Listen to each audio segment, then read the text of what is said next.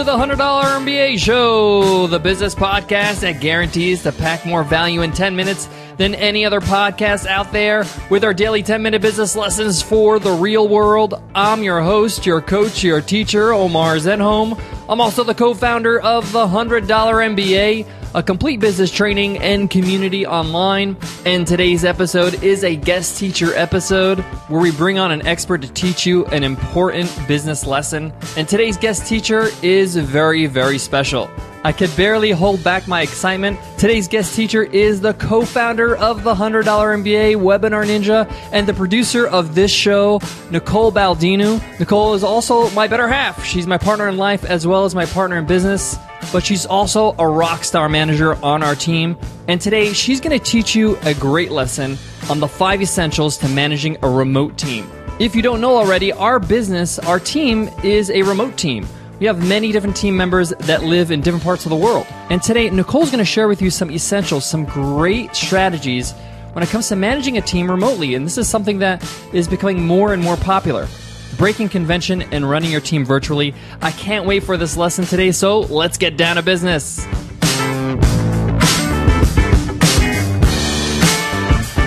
Today's episode of the $100 MBA Show is sponsored by Braintree.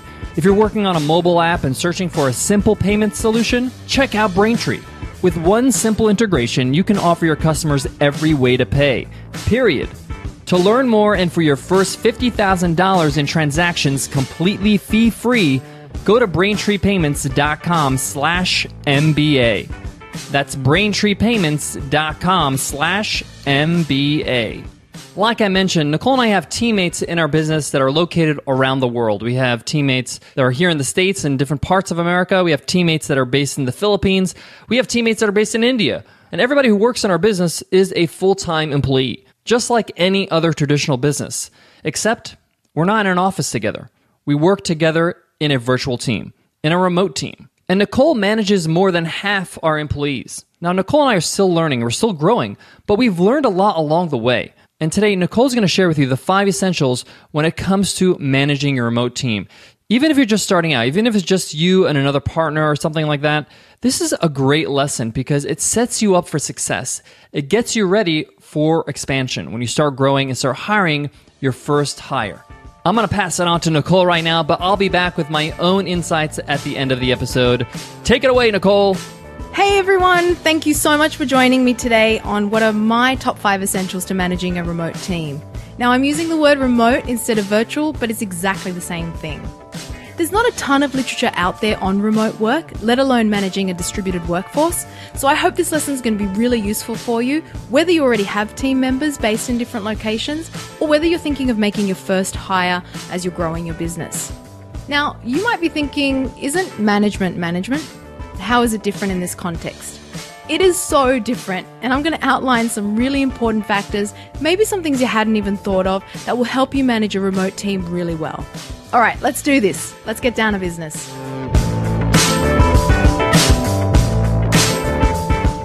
I don't want to over-theorize in this lesson, but rather I want to give you some practical examples and applications of these 5 essentials. And I'm going to be honest with you, I've learned a lot of this through the growth of our own business and a lot of it through trial and error. The first essential that I'm going to give you today actually comes straight from a book that I just finished reading. The book's called Remote, Office Not Required. I know I said there's not a lot of literature out there on the topic, but I did find this book and it's excellent. I highly recommend it. I'll make sure it goes in today's show notes. The book's by the founders of 37 Signals, Jason Fried and David Hannemeyer Hansen. The first essential is, as the authors put, don't herd cats, lead and verify the work. Conventionally, a manager's role involved overseeing employees that are there in front of them, or at least they're somewhere nearby and they can be sprung upon at any given moment. We've all been there, right? But this really changes when it comes to a team that's not there in front of you. I know that sounds really obvious, but the point here is that you shouldn't worry that you can't see your team members, hence the herding cats bit. But your team has got work to get on with, and it's your job to verify that the work has been done. So this implies that you know what the tasks are, and at best you can perform them yourself. So for example, a lot of the work that we've given out, I used to actually do myself, whether that was managing the blog, the social media, even editing this show. But now as I've given over the work to somebody else as we've grown, it's the work that comes back that matters. Deadlines, I've discussed them. There's no need for me to be checking in on someone every 5 minutes. If you're a good manager, you communicate as often as is needed with the information that's needed. So in our case, that's still every day. We have one daily email that goes out at the start of the day, and then the end of day report email that comes back saying what's been done that day. We can also meet on Skype once or twice a month just to touch base. And we also use Slack for just quick communications throughout the day. Because we're not physically in each other's faces, there is a need to check in with the team much more regularly. That's important. But I'm not really worried about whether someone's on Facebook or on YouTube.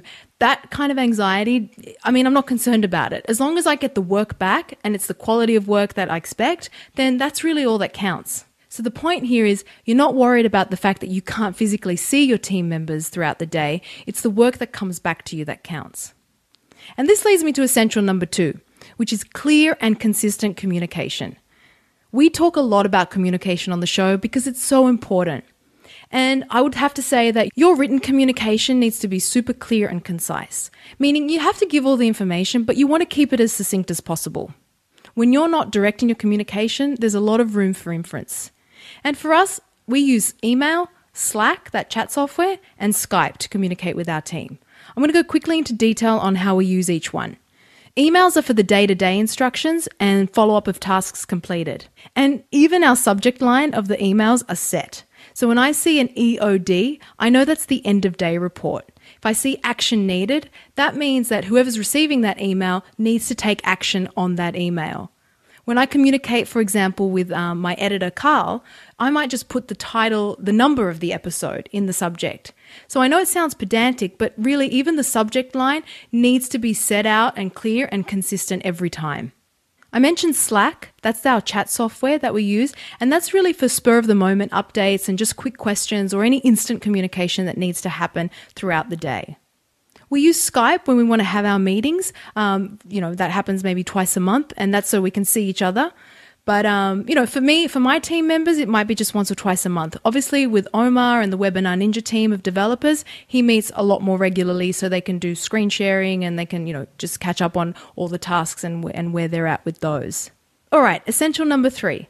Create organized and efficient systems. The systems that you create are going to provide the support structure for your team to work efficiently. And you really want things to be efficient and you don't want them to be complicated.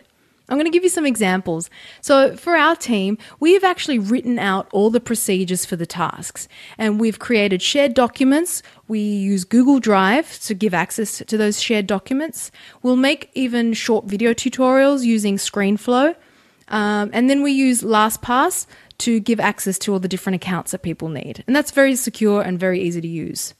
There are really maybe 4 or 5 tools that we use to support our work, and it just works for us. I know there's other project management softwares out there like Basecamp and Asana, and I've heard great things about them, but to be honest, I can't comment because we haven't used them.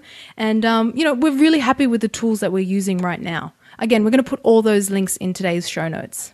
I'm going to be honest with you, writing out those tasks at the beginning is really time consuming.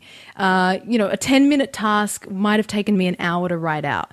And, that's obviously because you have to explain things far more explicitly when the person's not there. If you're in the physical office with someone, it's so easy to just sit down with them and show them, do a quick run through of how to do something. So obviously with a remote team, you have to explain things a lot more clearly, a lot more step by step, and also provide maybe that visual cue. It could be a PowerPoint or Keynote presentation. It could be that ScreenFlow screencast that I talked about. Whatever it is that's going to really lay out the task super clearly for somebody to follow. Now, something that happened in my case was that some of the procedures that I had laid out weren't the best. And what ended up happening was the team member that was doing it ended up modifying that procedure for me. So if that person gets promoted and someone else has to take over that role, the procedure's already in place. All the documentation is there. So setting up all of these systems, does take a little bit of time, but it does go a long way. All right, let's go on to essential number 4. Create a strong culture. The reason why people desperately want to work for Airbnb is because it's a great company. The CEO and co-founder Brian Chesky has made it a point to ensure that culture is the foundation of the company. There's another company that we talk about a lot here on the show, and that's Buffer.com. They're a 100% remote company. But if you ever communicate with their team, you'll instantly recognize a strong cultural identity. They're friendly, upbeat, and you can just sense that the other person at the end of the email is really happy. They're happy to work for Buffer.com. And this doesn't happen by accident. It is completely intentional.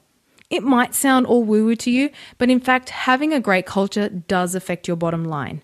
You want to be the company that people want to work for. And you don't even have to be a big company to do that. I'm going to give you our own humble example. We found our audio editor, Carl, through Cindy, who's our content and media manager here. He's a friend of hers and she, recommended the job to him. Now, as a friend, would she recommend a crappy place to work? You get my point, right? So they're amazing team members, and our team knows that they matter and that our customers matter. And you're going to see these values of ours expressed in every communication that goes out. So be really conscious of the culture you create, as it directly impacts the kind of team that you build and ultimately how successful you're going to grow as a business. All right, this is my last one. I think I'm really running out of time, and it's essential number 5, and that's give honest and sincere praise in abundance. One of my all-time favorite books is Dale Carnegie's How to Win Friends and Influence People. And this comes straight from his book. He talks about giving praise often and rewarding great work as being one of the best things you can do as a manager. It's directly reflected in the productivity, the motivation, and the quality of work in the team. I've seen this. And when we're talking about praise, we're not talking about flattery. People can smell flattery. You can try to be insincere and you can try to fake it, but it just doesn't work. So when you're honest and, you don't hold back praise and you reward great work, you're only going to see great work multiplied. I've seen people flourish in our team just because I've recognized the fact that they've done such a great job. I don't hold back. And, I really believe that it's not wishful thinking to have a motivated team, because I've seen it. Motivation happens when people care about the work they do and they care about the people that they do that work with. Some people might think that giving too much praise is a sign of weakness, but I really don't believe that. And on the off chance that you do find someone that takes advantage, you're going to figure that out really quickly. That could even mean letting somebody go. Hopefully it doesn't go that far, but trying to play big boss all the time, it doesn't work, because if you do have to get tough, if that's the default, it's just not going to be as effective. Okay, I hope I wasn't rushing through those because I had to get those in 10 minutes. Those are my top 5 for managing a remote team. Guys, I hope they were useful. If you have any comments or questions, you can always let me know on Twitter. My handle is @Nicole_Baldinu, Baldinu. Thank you so much for listening, guys, and I'll catch you next time. Today's episode of the $100 MBA Show is sponsored by ZipRecruiter. Did you know that summer is a great time to hire the best people? With competitors on vacation, there's less competition for quality candidates. We know this firsthand. We actually hired a couple of people this summer. But posting jobs in one place isn't enough to find quality candidates. Short staffing leaves you little time to post to dozens of job sites. But with ZipRecruiter, you can post to up to 100 plus job sites with one single click.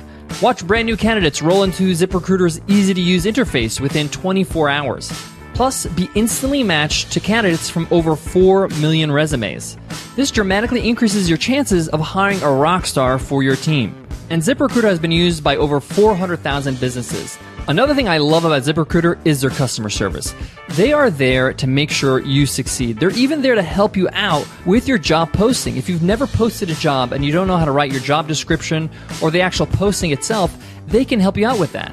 And today you could try ZipRecruiter for free. Go to ZipRecruiter.com/MBA. That's ZipRecruiter.com/MBA to try out ZipRecruiter for free. If you're starting out, if you're growing your team, this is a great way to find great talent. Head on over to ZipRecruiter.com/MBA. Yes, that was a great lesson by Nicole. You completely nailed it, my love. Amazing job. Guys, I want to give you a few insights of my own when it comes to managing a team remotely. Now, when I'm managing the teammates I'm responsible for, a few things that come to mind. One, you can't manage everybody the same way. You're going to get different personalities, different types of people work in different types of ways. Some people need a little bit of freedom, a little bit of flex, and some people need to be looked after a little bit more closely. They prefer that. So keep that in mind. Get to know the people you're working with and understand how they like to be managed. 2, recognize that attitude is incredibly valuable. So when you have a teammate that's motivated, that has a great attitude, make sure you let them know that you appreciate that. Attitude is one of those things you just can't teach. Even if they haven't gotten to the skill set that you need, you're training them to do a certain task, they will get there. You can train somebody to do something, but you can't train somebody to have a good attitude. That's why it's so important to make sure that you hire for attitude, but also when they have that great attitude, you encourage it and you praise it. Because a great attitude is so important when people are working remotely because they have to self-motivate themselves. They have to have a reason to do a good job other than the money. And the last insight I want to share with you is get to know your employees, get to know your teammates on a personal level. Nicole touched on this, but I want to give a few examples. Our project manager for Webinar Ninja, his name is Robert, and he lives in India. And I made sure I invested the time to get to know him, his family. He just recently got married. I asked him how that's going, how his honeymoon went. I also know a bit about where he lives, what's going on. I have his city, Gujarat, on my weather app on my phone because if they have a storm or something's going on, they often have, some heavy monsoons there. I like to send him an email and make sure him and his family are all right. It makes a huge difference when you take a personal interest in the people that help build your business. All right, guys, that wraps up today's lesson. If you enjoyed Nicole's guest lesson today, let her know on Twitter. Her handle is Nicole_Baldinu, Baldinu. Hey, I would love to see more Nicole on the show. I know a lot of you have been saying that, and we're so happy that we're able to have her as a guest teacher today. Also, let us know what you think in an iTunes rating and review. If you're on your iPhone, just click on the cover art. You'll see a link that says give us a rating and review. If you're on a browser, just go to 100mba.net/show. Thank you in advance for showing your support for the show by leaving us iTunes rating and reviews. All right, guys, I want to leave you with this. As an entrepreneur, you're constantly working on different skills. You're working on your communication skills. You're working on your management skills. You're working on your finance skills. You're working on your creative abilities. How creative could you be? And sometimes it gets overwhelming. Like you're not sure which skill you need to work on at all times. And my advice to you when it comes to that, don't get overwhelmed. Work on one thing at a time and work on what you need to work on at that moment. So if you're hiring and you're building a team, try to focus on your management skills. Read some of the books we mentioned in our must-read episodes on management, or some of the management books that are listed on our Big 40 blog post, which is a blog post of the 40 business books I recommend. If your main focus is communication because you're speaking on stage more, or you're blogging more, or you're doing a podcast, take some time and focus on those skills. Don't feel the need to always be working on everything at the same time. It's very hard to get any traction or any progress when you're working on multiple things at one time. Focus on what you need to improve in that moment. All right, guys, I hope that helps and hope to see you in tomorrow's episode. I'll see you then. Take care.